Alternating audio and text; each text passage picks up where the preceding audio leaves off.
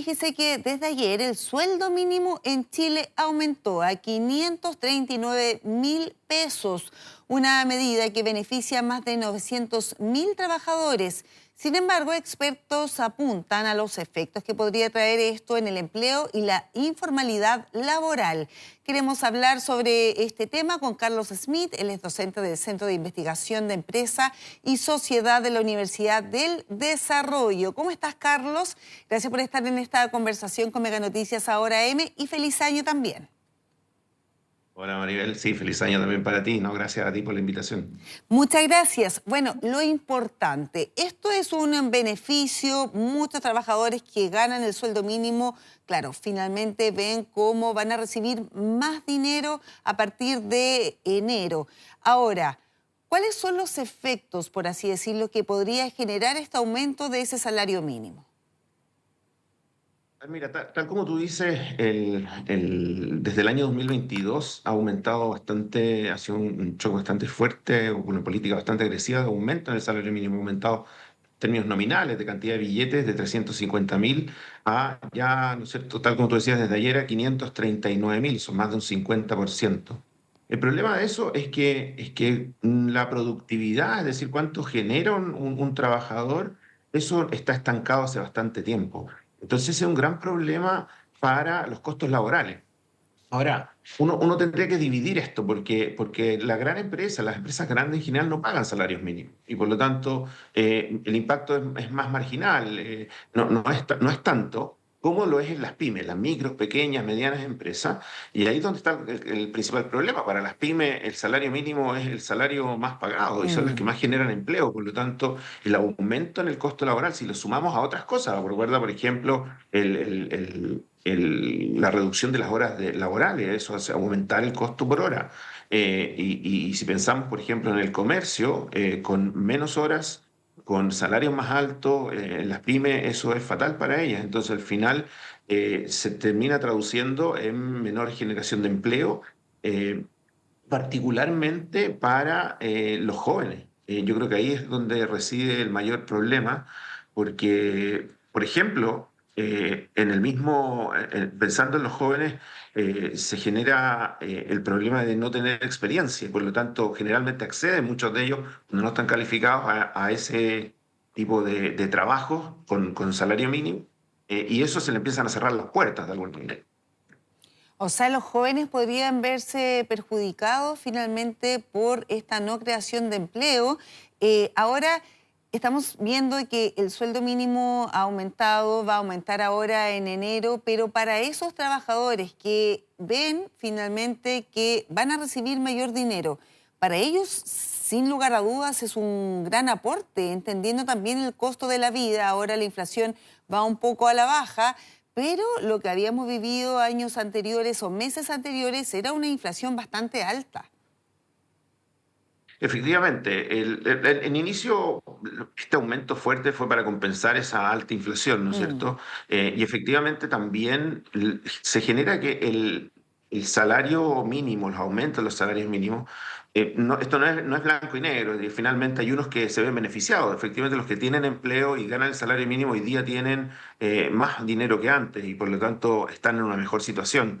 Sin embargo, hay otros que pueden ser despedidos o simplemente los que vienen entrando al mercado laboral bajo esas condiciones de baja calificación, finalmente les cuesta más encontrar un empleo o no lo encuentran y se van a la informalidad, tal como tú lo mencionabas al principio. Ahora, uno entiende que efectivamente hay un tema que en Chile el costo de vida es bastante alto.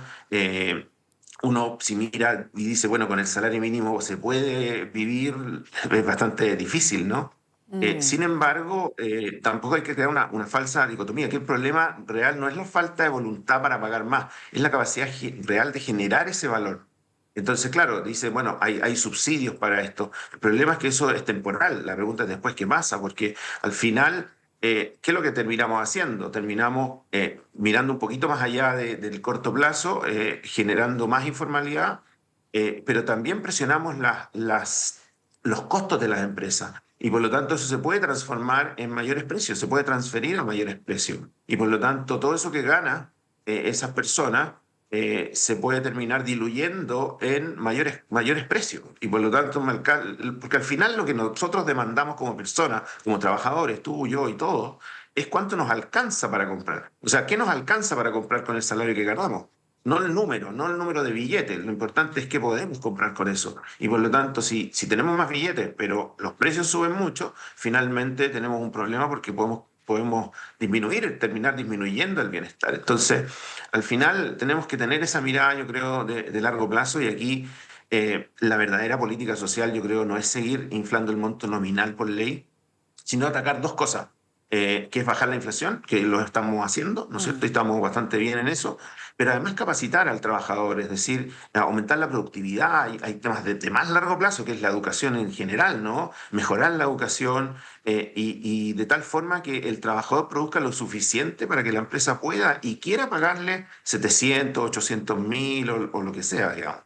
Ya, lo veíamos también en algunas propuestas en su momento de candidatos presidenciales que no ganaron, como por ejemplo Janet Jara, que ella apuntaba a un salario de 700.000 pesos, un salario vital. El nuevo presidente ha establecido de que no tiene intenciones, por ejemplo, de llevar el sueldo mínimo a ese nivel. No ha habido declaraciones o principalmente una agenda en relación a eso. ¿Va en este caso por el camino correcto, crees tú, entendiendo lo que tú señalabas, que finalmente hay que mejorar la productividad del trabajador, que en el fondo, claro, que le aumente ese valor? Ahora estamos hablando de que el precio y el salario mínimo va a aumentar a 539.000 pesos, pero que finalmente las empresas, las pymes puedan pagar ese valor de acuerdo a la productividad concreta que ofrezca ese trabajador. ¿Es plausible seguir subiendo el sueldo mínimo, crees tú? Y yo creo que si no aumentamos la productividad, el remedio termina siendo peor que la enfermedad a largo plazo. Entonces, al final, yo creo que eso es lo que hay que trabajar. Yo creo que no, llegar a subirlo más de lo que ha subido, ya ha subido demasiado, más las otras cosas. Yo creo que esto es un conjunto de cosas que finalmente, y el Banco Central también lo hizo en un estudio, mostrando los efectos de esto. Pero piensa en lo siguiente, cuando tú, y si tú ves, por ejemplo, hoy día cadenas de comida, en el mismo, en un mall, por ejemplo, cómo han proliferado las máquinas de autoservicio.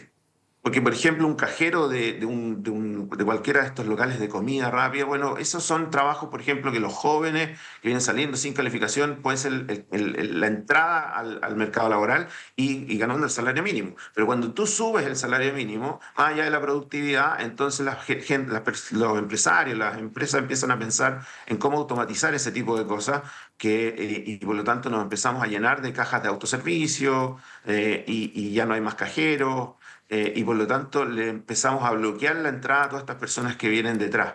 No los que están trabajando, porque esos se ven beneficiados, pero generamos un problema hacia adelante bastante importante y sabemos los problemas de la informalidad, digamos, son trabajos de menor calidad, sin protección ante algún accidente, sin protección ante quedar sin trabajo, ese mismo trabajo informal, no tiene seguro de desempleo, etcétera. Entonces, yo creo que lo que tenemos que hacer es trabajar esa productividad, tener una mirada de corto plazo, cómo solucionarlo en un principio, y eso es un poco lo que ha hecho a través de los subsidios, ¿no es cierto?, tratando de que mejore la situación para que las pymes sí puedan pagarlo. Pero si no Mm. mejoramos la situación, cuando se acaba el subsidio, finalmente no me queda otra que despedir. Entonces, tenemos que mejorar eso, tenemos que mejorar la actividad económica. Si hay más y mejor actividad económica, finalmente las pymes eventualmente pueden pagarlo, no hay problema, si eso se puede hacer. Pero tenemos que generar más dinamismo también en la economía. Entonces, es una mirada de corto plazo y de largo plazo. Mejorar la educación. Llevamos muchos años hablando de eso y hemos avanzado bien poco. Ahora, de acuerdo a los últimos indicadores que conocemos, el del empleo llegó a 8,4%. O sea, no cede, no baja de esa cifra. Si bien la inflación va a la baja, se ha ido finalmente recuperando los números que veíamos antes, porque en algún momento estuvo muy, muy alta, el costo de la vida crecía y crecía. Esto post pandemia también, y gatillado, señalando ahí, así por experto, gatillado por los retiros de los ahorros previsionales. Pero ¿cómo se observa finalmente el empleo ya para este año 2025? ¿Cómo se proyecta? Entendiendo también que asume un nuevo gobierno con nuevas políticas públicas y este salario mínimo que va a aumentar o ya aumentó a partir de enero. ¿Cómo podemos proyectar la cifra de empleo, Carlos? Hay mejores expectativas, pero con cautela, porque por lo que uno esperaría, de acuerdo a las ideas y el programa del presidente electo, es que debieran destrabarse proyectos y generar mayor dinamismo en la economía. ¿Cierto? Tiene pensado también ciertas reformas de bajar los impuestos a las empresas, etcétera. Son una serie de cosas que tiene que hacer para darle mayor dinamismo a la economía, pero no va a ser una cosa tan rápida tampoco. Esto tiene ciertos rezagos, por lo tanto, uno debiera pensar de que el próximo año vamos a mantenernos sobre el 8%. No debiera bajar de eso. Tenemos un problema de generación de empleo. No somos capaces hoy día de absorber todas las personas que están entrando al mercado laboral. Eso lo vimos en la última cifra particularmente. Ha mejorado el de las mujeres, pero ha empeorado el de los hombres. Eso tiene que ver también con la manufactura, que la producción de bienes también ha ido cayendo.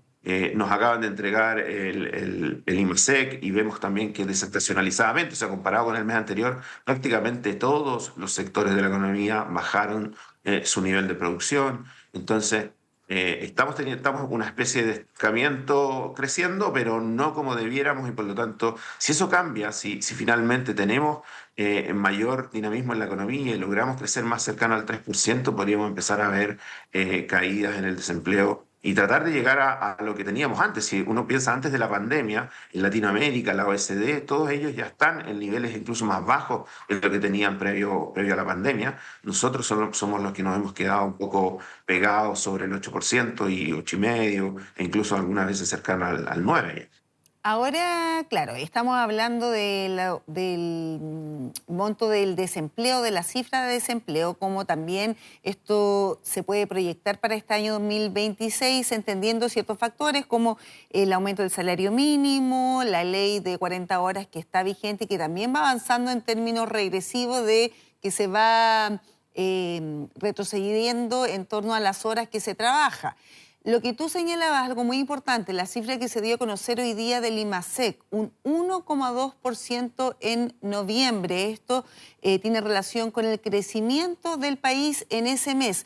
¿Cómo lo observas tú? ¿Cómo se analiza? Entendiendo que se proyectaba una cifra de 2% de crecimiento y lo que vemos, la realidad, es muy distinta a eso. O sea, es bajísima en relación a las expectativas que se tenían, cómo se proyecta ese noviembre de aquí en adelante, a las metas también que se había puesto Hacienda en torno al crecimiento del país en total el año 2025.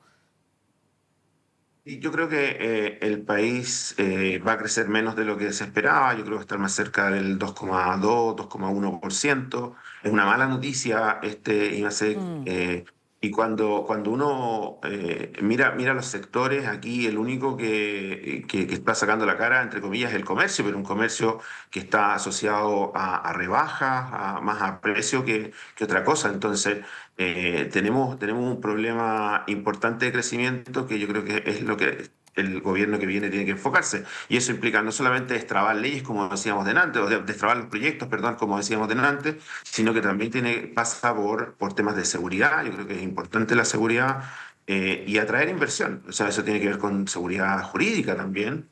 Y empezar a reactivar la economía rápidamente. Yo creo que tenemos que volver a crecer al 4%, porque el problema de crecer a los niveles que estamos creciendo, y si vamos a crecer al 2, 2,5%, perdón, 2,2, 2,3%, el problema de eso es que las personas no sienten que avanzan mucho. O sea, estoy igual o un poquito mejor que antes, pero no mucho más. A lo que estábamos acostumbrados, por mucho tiempo crecimos mucho más y por lo tanto de alguna manera las personas lo sentían así. Por ejemplo, que sus hijos vivían mucho mejor que los papás.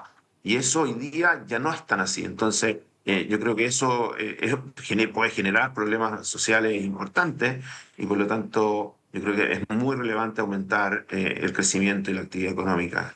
Ya, ¿y eso cómo se logra? Porque son muchas las fórmulas también y todos apuntan a finalmente a una mayor inversión. a mayor inversión se generan más puestos de trabajo. ¿Cómo lograr eso? Y también, finalmente, las iniciativas públicas que se puedan llevar a cabo, inversiones también del propio gobierno en nuestro país que puedan generar estos puestos de trabajo que son tan necesarios. ¿Cómo apuntar a eso? ¿Cómo se logra esta mayor inversión, que capitales extranjeros también decidan invertir en nuestro país? A ver, yo creo que son las tres cosas que hemos dicho. Yo creo que el tema de las legislaciones ambientales o las trabas, las demoras, ese tipo de cosas de alguna manera ponen mucho más lenta la economía. Y cuando uno ve, y aquí no quiero decir con esto de que tengamos que hacer más laxa o más light la legislación, no. Pero cumplirla, pero darle cierta certeza jurídica o ciertos tiempos para tomar la decisión. Cuando uno ve que un proyecto forestal o un proyecto minero puede tardarse 10 años en recién poner la primera piedra, y en otros lugares puede demorarse 3, lugares con legislaciones muy parecidas a la nuestra, incluso más fuertes, entonces uno dice, bueno, aquí tenemos un problema. Eh, este gobierno hizo una reforma a permisos sectoriales, pero dejó fuera dos cosas súper importantes, que el Consejo de Monumentos Nacionales, que tiene parado muchos proyectos, y por otro lado, el Ministerio, todo lo que es medio ambiente. Entonces, yo creo que ahí se pueden hacer mejoras, se pueden hacer cosas importantes a nivel de pymes, se pueden hacer también cosas eh, importantes. Pensó, hay una municipalidad, estaba viendo que hay una municipalidad, Huechuraba, si no me equivoco, es la que hoy día tiene para las pymes los permisos en un día. Cosas como esas también van ayudando a estos primeros o estos emprendedores iniciales. Entonces, primero por ese lado. Segundo, la certeza jurídica, que no le vamos a cambiar las reglas. Yo creo que eso nos dio muchos resultados en el pasado y hoy día lo hemos ido cambiando algunas cosas. Podemos ver la ley de fraccionamiento de la pesca, por ejemplo, que le cambiaron las condiciones, permisos que tenían hasta el año 2030, 2032, y le dijeron ya no, eso no corre. Entonces, esas cosas son las que terminan ahuyentando a los inversionistas. Y dice, bueno, entro aquí, me asegura una cierta cosa, pero en algún minuto me la pueden cambiar y por lo tanto cambió el proyecto. Eventualmente se hace menos rentable o no rentable. Entonces, y es muy difícil salir después. Entonces, ese tipo de cosas. Y lo otro es la seguridad. Yo creo que eso también es bien importante para todos los niveles. Ciertos sectores lo viven mucho más fuerte. El robo de salmón sigue estando presente en las carreteras en Chile. ¿Para qué decir el área forestal? Entonces, todas esas cosas finalmente van encareciendo el hacer proyectos en Chile, y hay otros países que están avanzando en el otro sentido. Entonces, la inversión hoy día es mucho más fácil que se vaya de un lugar a otro, y se están yendo a Perú y se están yendo a Uruguay, algunas otras, y así en distintas partes del mundo. En realidad, hoy día eso es bastante más fácil de hacer que antes, de que se vayan a otros lados. Y tal como tú decías, es la inversión la que genera los empleos de largo plazo.